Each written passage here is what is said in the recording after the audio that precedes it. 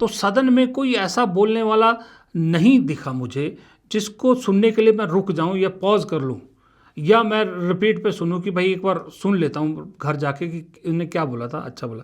ऐसा नहीं है। लेकिन पिछले 1-1.5 साल में मुझे एक शख्स दूसरा लालू बनता नजर आ रहा है, और जो लालू के भाषणों का जो ट्रैक्शन होता था वैसा ही मुझे उसमें दिखता है। और मज़े की बात देखिए, ये भी उसी तृणमूल कांग्रेस से हैं जिनके श्रेयोनी घोष के बारे में मैं पहले वीडियो बना चुका हूँ। मैं तृणमूल कांग्रेस की आइडियोलॉजी को फॉलो नहीं करता। मुझे ममता बनर्जी की राजनीतिक संघर्ष तो ठीक है, लेकिन वो जब सत्ता में आ जाती है, चुनाव जीत जाते हैं, उसके बाद जो राजनीति करती हैं वो मुझे पसंद नहीं है। लेकिन उनके पास वक्ता एक से एक शानदार है। तो श्रेयोनी घोष के बाद अब जिसको मैं दूसरा लालू कह रहा हूँ, उनका नाम है कल्याण बनर्जी। जी हाँ, कल्याण बनर्जी। मेरी एक राय है, अगर आपने कल्याण बनर्जी को नहीं सुना है तो इनको ज़रूर सुनिएगा, इनका भाषण ज़रूर सुनिएगा। आपको इंटेलेक्चुअल भाषण सुनना है तो आपको वो जो आरजेडी के मनोज झा हैं, बहुत अच्छा बोलते हैं। जो आम आदमी पार्टी के जो संजय सिंह है, बहुत शानदार बोलते हैं। इमरान प्रतापगढ़ी कांग्रेस के बहुत अच्छा बोलते हैं। लेकिन आपको लाइटर मोड में सुनना है और कटाक्ष सुनने हैं तो बनर्जी को ज़रूर सुनिएगा। कल्याण बनर्जी के अब तक जितने मैंने संसद में भाषण सुने हैं ना, सही में मैंने बहुत से रिपीट करके दोबारा ज़रूर सुने हैं। बीजेपी के में लोकसभा में टोटल एमपी है 240, फीमेल कितना है 31, परसेंटेज कितना 12.91%। राज्यसभा में आपको कितना है 106, वोमेन कितना है 18, परसेंटेज क्या है 16.98। अब तो आपको पार्टी में आपको महिला का सम्मान नहीं देते हैं, अब तो आपको पार्टी के महिला को नहीं लेके आते हैं, और इधर आके बड़ा बड़ा बात करते हैं महाशक्ति, आद्या शक्ति, आशक्ति। अरे आद्या शक्ति के पहले पूजा कीजिए उधर। हाँ, और टीएमसी एआईटीसी सुनेंगे, सुन लीजिए एआईटीसी। लोकसभा में 29, female is 11, percentage is 39.28%। Not a single party in India has given it.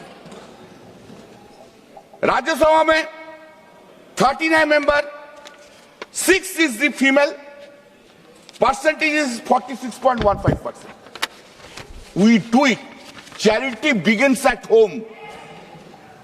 Do it. इतना आद्या शक्ति का क्षमता है तो 2027 में 27 में उत्तर प्रदेश में 50% कैंडिडेट करिए वुमेन को, तब ना देखेंगे। I am giving a suggestion, accept it.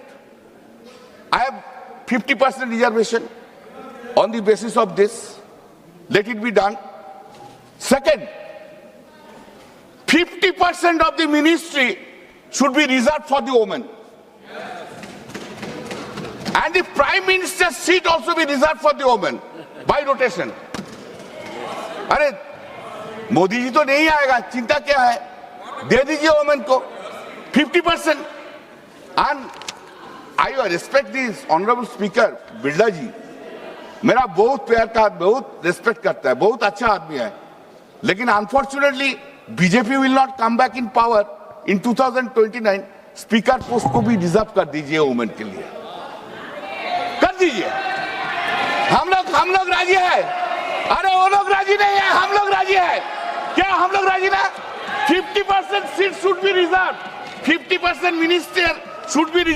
कई बार आप सिर्फ इसलिए उसको सुनते हैं कि भाई बोलता बहुत अच्छा है, और कई बार आप एंटरटेनमेंट के लिए सुनते हैं कि बहुत अच्छा बोलता, मज़ा आ जाता है भाई ये जब बोलता है ना, हंस हंस के पेट में दर्द रहती। इस तरह के बहुत से होंगे।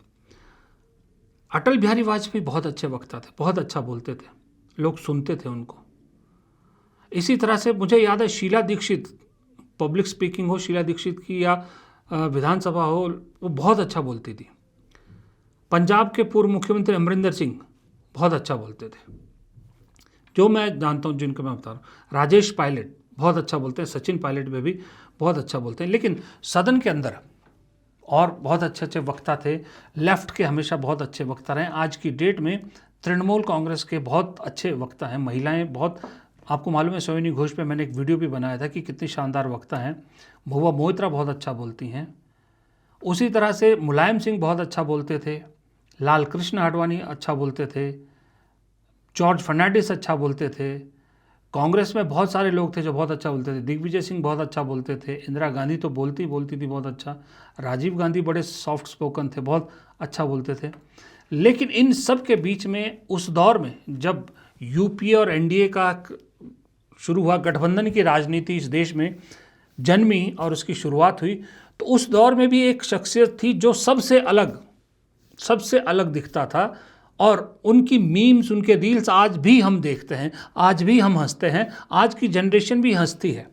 और उस शख्सियत का नाम था लालू प्रसाद यादव।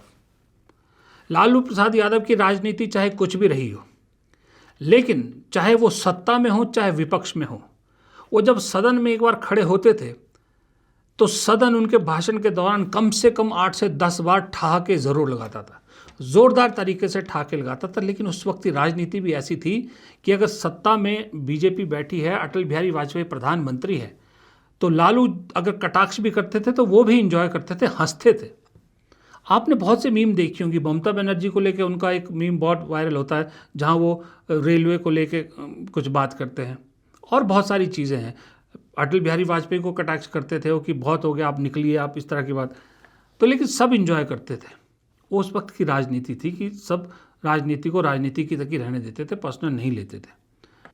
हाँ, अब इतना ज़रूर है कि जो सामने बैठे हैं, जैसे लालू कटाक्ष करते थे तो सामने बैठे भी हंसते थे, अब कल्याण बनर्जी के सामने जो बैठते हैं वो हंसते नहीं है, उल्टा जो है वो बुरा मान जाते हैं, कई बार कटाक्ष कर देते हैं। ये वही कल्याण बनर्जी है जिन्होंने एक बार, इनका मामला बड़ा गरमाया था जब इन्होंने उपराष्ट्रपति जब धनखड़ हुआ करते थे उनकी मिमिक्री की थी बाहर, आपको याद है, संसद भवन के बाहर जब राहुल गांधी वीडियो बना रहे थे, उसको लेकर बड़ा बवाल मचाते। ये वही है, ये बहुत अच्छे कलाकार हैं, बहुत अच्छे वक्ता हैं। और देखिए, हिंदी इनकी फर्स्ट लैंग्वेज नहीं है, उसके बावजूद जो कहते हैं, जो बात कहते हैं, वो सुनने में मज़ा आता है। मैं इसलिए इनकी बात कर रहा हूँ, मैं ये नहीं कह रहा कि भाई बहुत ज़बरदस्त जो है वो मनोज झा की तरह या संजय सिंह की तरह बड़े गूढ़ इनके भाषण होता बड़े। मैं कह रहा हूँ कि कई बार संसद में लाइटर मोड भी होना ज़रूरी है, संसद में ऐसी चीज़ें होना भी ज़रूरी है, ऐसी बातें सुनना भी ज़रूरी है जो हम रोज़मर्रा फेस करते हैं। क्या हम रोज़मर्रा की ज़िंदगी में सिर्फ़ और सिर्फ सीरियस बातें ही करते हैं? हंसने का जब भी मौका मिलता है हम हंसते हैं ना, हंसाने की भी कोशिश करते हैं। संसद के अंदर बनर्जी के अलावा, कल्याण बनर्जी के अलावा मुझे और कोई ऐसा नज़र नहीं आता। बढ़िया बात बोलने वाले, जैसे मैंने कहा, टीएमसी में ही बहुत सारे लोग हैं, दूसरी पार्टियां तो छोड़ो। लेकिन आज का लालू अगर मुझे कोई दिखता है तो मैं कल्याण बनर्जी को कहूँगा। मैं आज मंडे सुबह ज़्यादा वक्त नहीं लेना चाहता था, इसलिए मुझे याद आया कि आज कल्याण बनर्जी की बात की जाए। खासकर आज की जनरेशन से मैं कहूँगा कि सुनिएगा ज़रूर एक बार कल्याण बनर्जी को। मैं ये नहीं कहता कि आप उसे फॉलो कीजिए, कुछ कीजिए।